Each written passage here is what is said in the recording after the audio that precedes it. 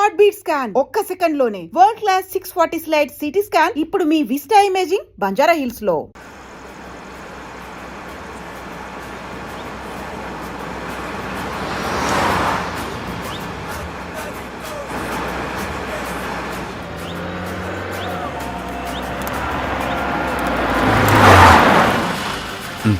ఈ టైంలో కార్ ఆగింది ఏంటి?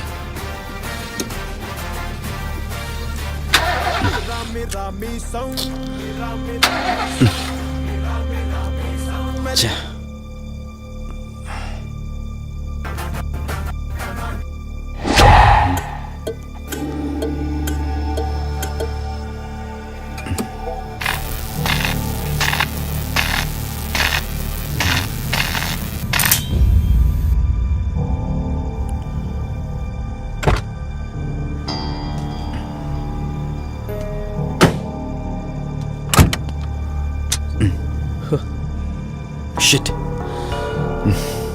ఈ టైంలో వాటర్ ఎక్కడ దొరుకుతుంది?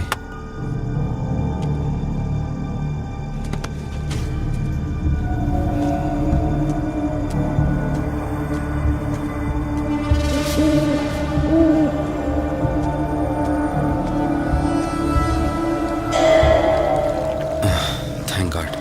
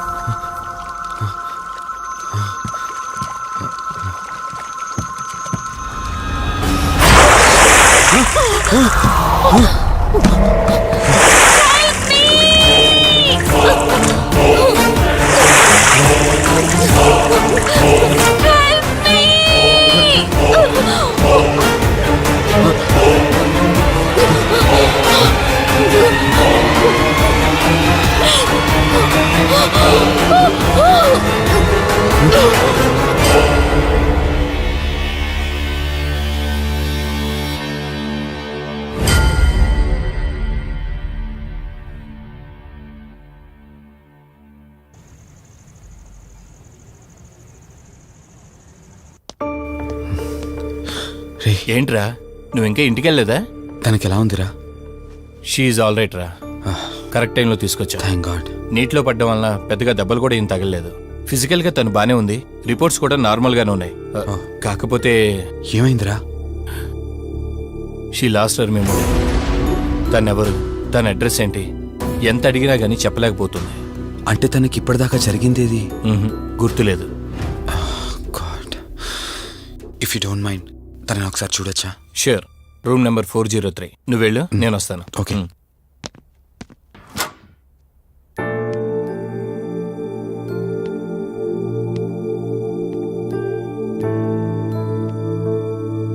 హాయ్ అండి, మిమ్మల్ని సేవ్ చేసింది నేనే. బై ద వే, నా పేరు కార్తిక్. డాక్టర్ చెప్పారు మీకు జరిగిందేది గుర్తులేదని. మీ వాళ్ళ గురించి నేను కనుక్కుంటాను, మీరు రెస్ట్ తీసుకోండి.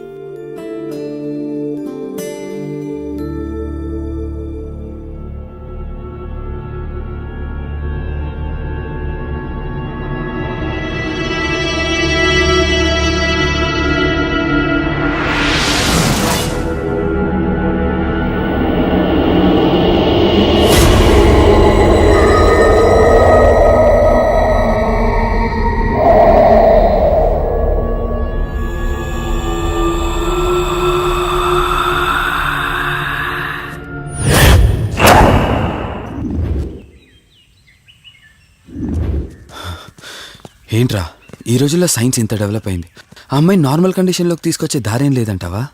అవునరా, నువ్వు చెప్పింది కూడా కరెక్టే. అప్పుడప్పుడు ఇలాంటి కేసెస్ వస్తే మా డాక్టర్స్ కూడా సవాల్గా ఉంటుంది. అంటే ఎన్ని రోజులు పట్టచ్చు? ఎగ్జాక్ట్గా ఎన్ని రోజులని చెప్పలేం, కానీ ఒక్కోసారి వన్ డేలోనే గుర్తుకొచ్చేయచ్చు. కొంచెం క్రిటికల్ అయితే ఓ 4 రోజులు పట్టచ్చు.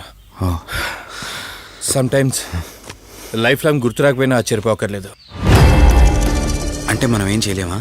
చేయలేమని కాదురా, మన ప్రయత్నం మనం చేద్దాం. ఎందుకని మంచిది, పోలీస్ కంప్లైంట్ ఇద్దాం. అది కాదురా, పోలీస్ కంప్లైంట్లో అది ఇది అంటే ఈ కేసులు ఇంట్రాగేషన్లు అన్నీ ఉంటాయి, అవసరం అంటావా? తప్పదురా, అసలే యాక్సిడెంట్ కేసు. పోలీస్ కంప్లైంట్ ఇవ్వకుండా మేము ట్రీట్మెంటే స్టార్ట్ చేయకూడదు. నువ్వు నా ఫ్రెండు కాబట్టి రిస్క్ చేశాను.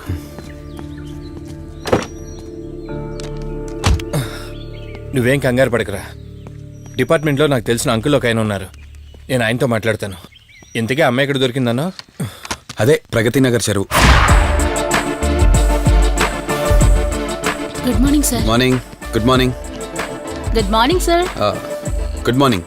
సమీర్ని ఒకసారి నా క్యాబిన్లోకి పంపిస్తారా? Okay sir. Good morning Karthik. Morning Sameer. మనం యుఎండ్ ఎంటర్టైన్మెంట్స్కి ఒక ఈవెంట్ చేస్తున్నాం కదా, దానికి మోడల్ సెలెక్ట్ చేయమన్నాను. ఎంతవరకు వచ్చింది? ఆల్రెడీ కొన్ని వీడియోస్ చూసి ఓ మోడల్ను ఫైనల్ చేశాను కార్తీక్. మీకు మెయిల్ చేశాను, మీరు ఓసారి చూస్తే. Okay sure.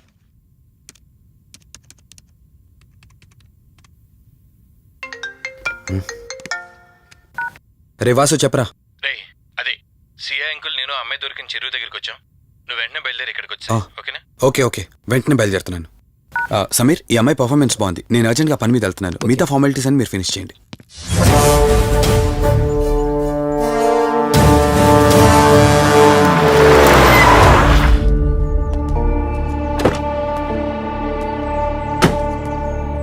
అంకుల్, నేను చెప్పాను కదా, నా ఫ్రెండ్ కార్తీక్.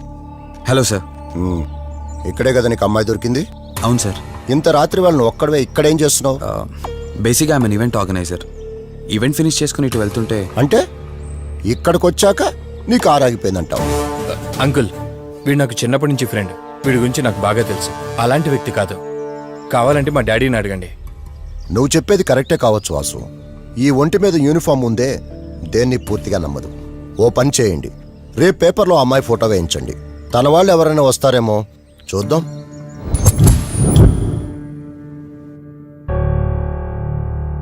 మీ ఫోటోనే.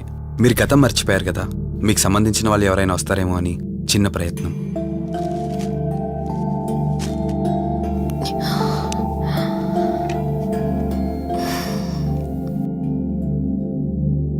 ఒకవేళ ఎవరూ రాకపోతే?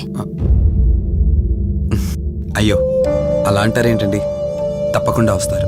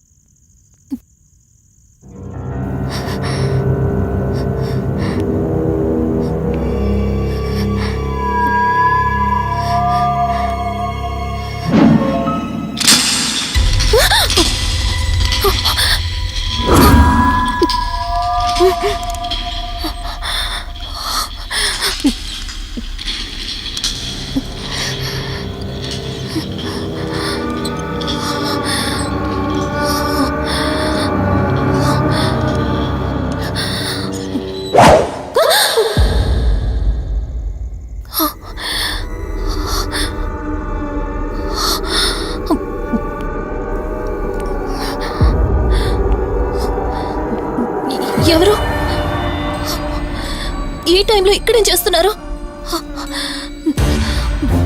మిమ్మల్ని మాట్లాడేంటి?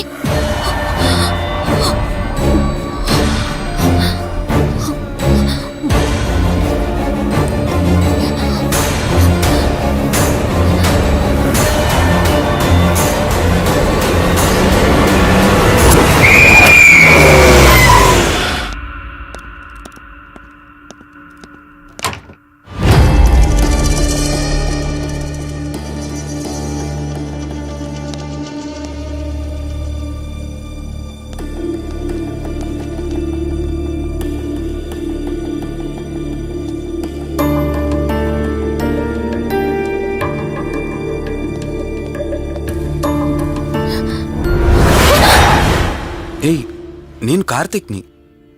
ఏం సడన్గా అలా ఉలిక్కి పడ్డారు? భయంగా ఉంది కార్తీక్. ఏదో తెలియని భయం నన్ను వెంటాడుతోంది. కలని తెలిసినా మనసు నమ్మట్లేదు. ఇక్కడే ఉందామంటే ధైర్యం చాలట్లేదు. మర్చిపోయిన గతం కంటే నా ఒంటరితనం నన్ను ఎక్కువ భయపెడుతోంది. నన్నిక్కడి నుంచి వేరే చోటికి తీసుకువెళ్ళగలవా కార్తీక్? భయంగా ఉంది కార్తీక్. మర్చిపోయిన గతం కంటే నా ఒంటరితనం నన్ను ఎక్కువ భయపెడుతోంది. నన్నిక్కడి నుంచి వేరే చోటికి తీసుకువెళ్ళగలవా కార్తీక్? రేయ్, నీకేమైనా పిచ్చా? ఆ అమ్మాయిని ఇంటికి తీసుకెళ్తానంటేవేంటి? ఆ అమ్మాయి ఎక్కడి నుంచి వచ్చిందో ఎవరో కూడా తెలీదు. రేయ్, తను ఎవరు ఏంటని కాదురా. నువ్వైతే డాక్టర్గా తనని ట్రీట్ చేసి డిశ్చార్జ్ చేస్తావు. ఆ తర్వాత తను ఎక్కడికి వెళ్తుంది? ఇప్పటికే పేపర్లో యాడ్ ఇచ్చి చాలా రోజులవుతోంది. వాళ్ళ బంధువులంటూ ఇప్పటికొచ్చి ఒక్కరు రాలేదు. నువ్వు కూడా బంధువు కాదు కదరా. అనవసరంగా రిస్క్ తీసుకోకు. చూడు, నేను సిఐతో మాట్లాడతాను. రేపే అమ్మాయిని స్వచ్ఛంద సంస్థలోనే జాయిన్ చేస్తారు. ఆ తర్వాత ఏం చేయాలన్నది కూడా వాళ్ళే ఆలోచిస్తారు. ఇందాక నువ్వు అడిగావే బంధువా అని. హెల్ప్ చేయడానికి ఎటువంటి బంధం అవసరం లేదురా. ఆ రోజు ఆ అమ్మాయి నా చేయి పట్టుకున్నప్పుడు కొన్ని వందల ప్రశ్నలు పుట్టేరా. కానీ ఎప్పుడైతే ఆ అమ్మాయి కళ్ళలోకి చూశానో ఆ ప్రశ్నలన్నీ మాయమైపోయాయి. ఇలాంటి పరిస్థితుల్లో అమ్మాయిని ఒంటరిగా వదిలేసి చేతులు దులుపుకోవటం నాకు ఇష్టం లేదురా. రే, ఫ్రెండ్గా చేయగలిగితే నాకు హెల్ప్ చేయి. ఆ సీఏతో మాట్లాడి ఎటువంటి ప్రాబ్లం రాకుండా చూసుకో.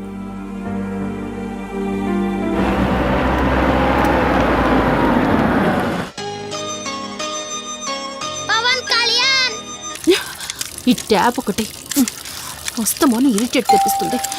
వస్తున్నాను. అయ్యో, వస్తున్నానబ్బా. అమ్మయ్యా, వచ్చావా కార్తీక్? నువ్వు ఫోన్ చేసినప్పటి నుంచి ఆ ట్యాప్ కారుతూనే ఉంది. అది అలా కారుతూ ఉంటే సింక్ లో పడుతున్నట్టు లేదు, నా నెత్తి మీద పడుతున్నట్టుంది. దాన్ని త్వరగా బాగు చేయించు కార్తీక్.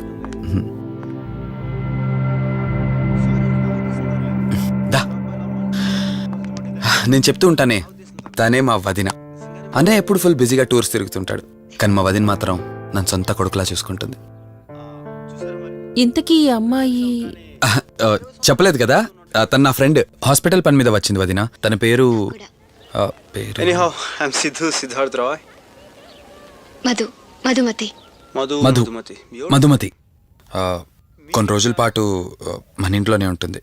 సరే, తనను పైకి తీసుకువెళ్ళి రూమ్ చూపించు. సరే, నువ్వు వెళ్ళమ్మా. రా.